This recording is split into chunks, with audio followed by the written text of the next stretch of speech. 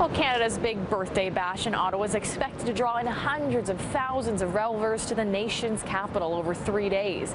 Keeping everyone safe will be no small task. And today we got a glimpse of Ottawa's big security plans.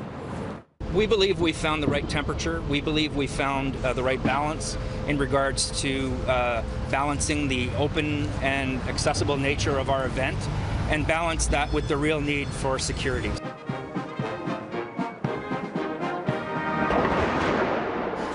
Police ready to stand guard over Ottawa, just as Canadians prepare to stand on guard for the and mark Canada's 150th birthday.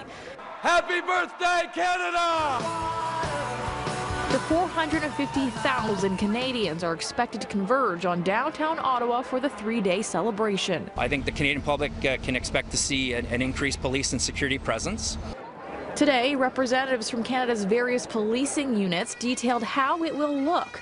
An all-hands-on-deck approach that will include everything from K-9 units, officers with long rifles, and block streets. You'll see a heavy presence, certainly you will. You'll see more police cars. You'll see different roads are closed than have been in the past, and we will have the ability to close down, and not necessarily from a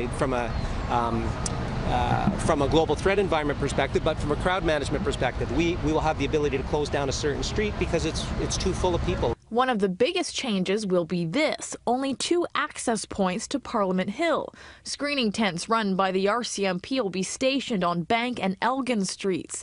To get in, revelers will have to go through a bag check that will look a lot like what you see at airport security. Be patient. It's going to be a quagmire down here for 3 days. Ottawa Police and other agencies exercising increased security in and around Parliament Hill for major events ever since these dramatic moments in 2014. Soldier Nathan Cirillo was shot dead as he stood guard outside the National War Memorial. The shooter then made it all the way inside the center block before he was shot dead by police. Organizers admit recent small-scale terror attacks in Europe have had an impact on planning, although they would not say whether Ottawa has been the subject of any credible threats. To reassure the public, what I can say is, we have an integrated command structure on this. We are very confident that our posture is and resources are in place.